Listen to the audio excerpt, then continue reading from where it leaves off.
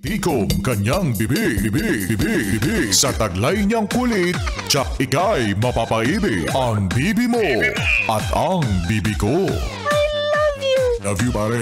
Bibo! Bibo!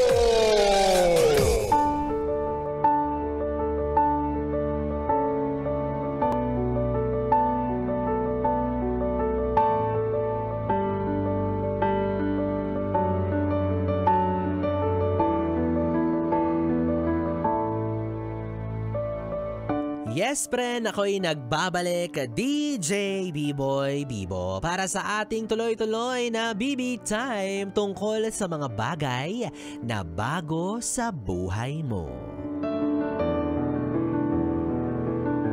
Yes, friend, ikaw ba naranasan mo na ba yung pakiramdam na meron kang bagong bagay na pinakaiingatan at nagiging dahilan ng iyong kasiyahan, 'di ba? Yung bagay na nagiging sanhi ng iyong pagkabilisa.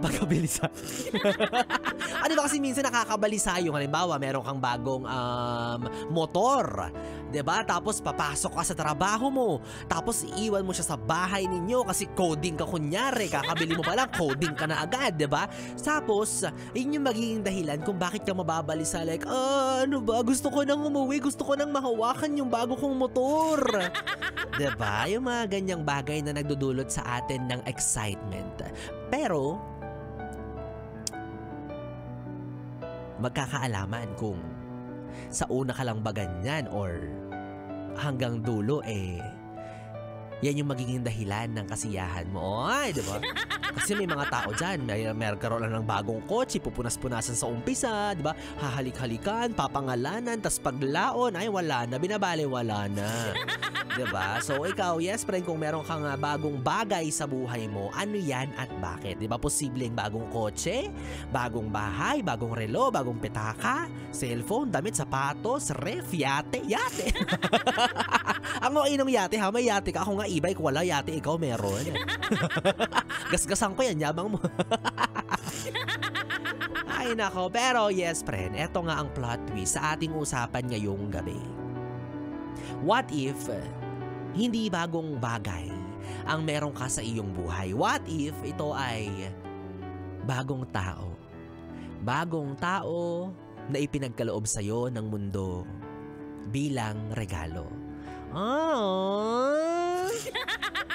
Diba, alam nyo ang sarap-sarap sa pakiramdam na meron kang isang bagay na pinapanalangin, pinapangarap, or isang tao specifically, tapos ibibigay sa'yo na eto na bibigay na namin sa buhay mo, papapasukin na namin sa buhay mo, namnamin mo yan, ingatan mo yan, tapos ikaw naman, tagal kong pinangarap to tagal kong hinangad tong taong to, tagal kong niligawan, tagal akong challenge nito, tapos finally akin na siya, finally kapiling ko na.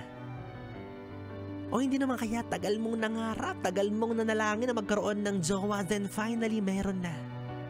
Meron ka ng katabing matulog sa kama. Yes! Tulog lang, di tayo sure. Pwedeng kumain, diba? Ikaw talaga. Diba? Yung pakiramdam na parabang nagkaroon ka ng bagong motivation, nagkaroon ka ng bagong inspirasyon, nagkaroon ka ng bagong tulak para magpatuloy sa buhay. Yung magiging dahilan ng mas marami mong hakbang, mas matayog mong mithiin sa buhay. O sabihin na natin hindi lang jowa, di ba? Pwedeng anak mo, o hindi naman kaya bagong kaibigan, or kahit sino pa. Kahit sino pa tong taong to na malugod mong tinanggap sa buhay mo. Pero kung yung bagong tao sa buhay mo ay nagdudulot ng stress sa'yo, ay naku, hindi yan regalo, sumpa yan. O hindi naman kaya karma mo yan. Diba? O imagine nagkaroon ka nga ng bagong jowa tapos maladimunyo naman yung biyanan. O edi sumpa pa rin yan. Karma mo yan. Kasi ang sama mo raw sa mga magulang mo. Kaya yan, binigyan ka ng ng demunyong biyanan.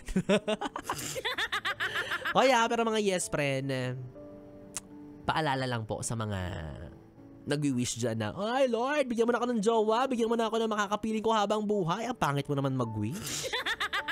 Ang pangit mo ang pangit mo mag-demand kay Lord, nakakahiya naman, sayang yung panalangin. Bakit jowa, di ba? Wag ganun. Dapat pera. Mas may pakinabang yun. Ano mo yung jowa? Gastos lang yan. Sakit lang sa ulo. Yan yung pera. Papaligayahin ka niya. Napaghahalata ang mukhang pera si B-boy. Talaga. Pero ito nga mga yes friend, no? May kaalala kasi ako na kagaya mo na, yan nga, mayabang. Wala may bagong tao sa buhay. May bagong may bagong kalale, di ba? May bagong uyab. Tapos anong ginawa? Hindi naman pinahalagahan. Binaliwala lang. Anong ending? Napunta sa iba. Diba? Kumbaga ito yung sinasabi nating jowa na naging jowa pa ng iba. Diba? Yan ang sinasabi ko sa inyo. Pag bago, ang galing-galing ninyo. Kasi nga bago Kumbaga sinasalat-salat nyo pa, kinakapakapaan nyo pa yung mga bagay na mapapakinabangan nyo sa taong to. Pero paglaon, pag dumating at lumipas ang panahon, nga, wala nang importansya. Anong sinabi ko kanina? Parang bagong kotse, napupunas-punasan mo, hahalikan mo, papangalanan mo, tapos anong ginagawa mo ngayon? Sinasakyan mo na lang. Kaya sana, kapag binigay na sa'yo yung isang bagay na pinapangarap mo, kung gaano ka pinagpawisan, kung paano ka dinugo, di ba? Kakadasal na mamapasa kamay mo na yung pinapanalangin mo, sana ganun mo siyang i-value, ganun mo siyang ingatan. Kasi maaaring maraming katulad mo na nananalangin, humihiling ng ganyan din, kagaya sa'yo, pero hindi pa binibigay. Kaya ikaw na meron na ngayon, ingatan mo naman. Diba? Kasi dahil nga sinabi ko, wish namin yan Hiling namin yan, bagong tao sa buhay, tapos ikaw binabaliwala mo lang. Oo, kaya yes friend, again, do not take for granted that person na kasama mo ngayon. Diba? At ikaw, kung humihiling ka rin ngayon at hindi pa binibigay, maghintay ka lang, di ba? Baka kulang pa sa konti pang lambing sa kung sino man ang dapat lambingin, mapapasayo rin yan, di ba? Hindi man yung eksaktong hugis, hindi man yung eksaktong kulay, hindi man yung eksaktong laki, baka iba lang ang balot, pero one of these days matatanggap mo na rin yan. Yes! Asang-asa, baka sabihin nyo si B-boy, binibigyan ako ng false hope. Hayaan mo na. Diba? Para naman maganda yung tulog mo ngayon gabi. Kaya naman yes friend, ikaw, masasabi ko lang, swerte-swerte mo, no? Meron ka ng bagong ipapakilala sa mga tropa mo, sa mga kaibigan mo, sa mga magulang mo. Naks naman! Diba? So ang next goal, since na ipakilala ka na sa lahat, ang susunod naman yan, ipapakilala ka na sa tunay niyang asawa. Kabit ka pala, hala! Ay, nako, charot lang. O kaya yes, friend, ikaw na merong bagong road to first monthsary, first anniversary, first whatsoever. Deserve mo yan, pangalagaan mo yan, ingatan mo yan, mahalin mo ng todo, ibigay mo ang buong buhay mo, ibigay mo ng buong buo, pati sweldo mo. Ha? Oo, kasi gusto ko lang malaman mo na marami nagkakagusto dyan. Hello, kaya wag mong sasaktan yan, pakaingatan mo yan. Kundi, ako mag-aalaga dyan, bala. Ay naka, well anyways mga yes friend, bukod sa bagong taong matatanggap mo sa buhay mo or natanggap mo na, eto bibigyan pa kita ng isang bagay na magmo-motivate sa'yo, at kapag natanggap mo talaga namang mapapasabi ka ng ay salamat B-boy, Bibo. Dahil yes friend, ito na ang inaabangan mo, ang pamimigay ko ng papremyo ng tumataginting na 500 piso para sa ating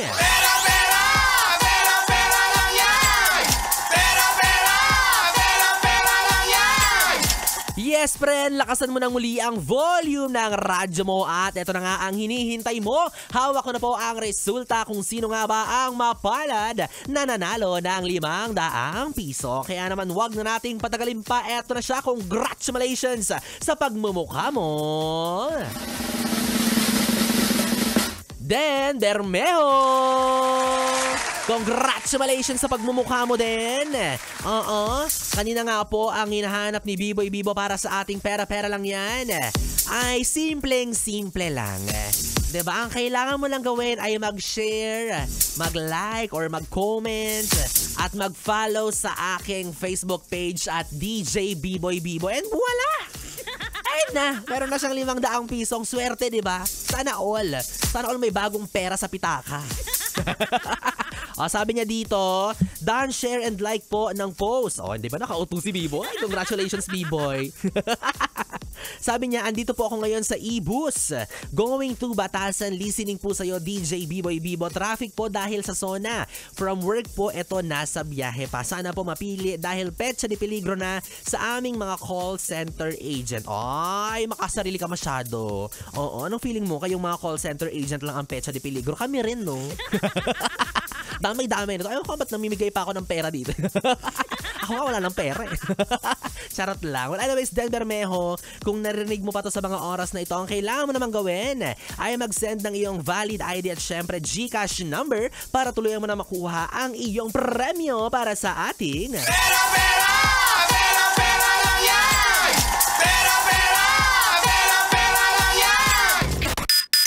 Well, anyways, mga yes friend, 3 oras na BB time ang ating pinagsamahan. Nakapiling niyo po ang DJ na mabilis bumayo ang dila sa mikropono. Ako po si DJ B-Boy.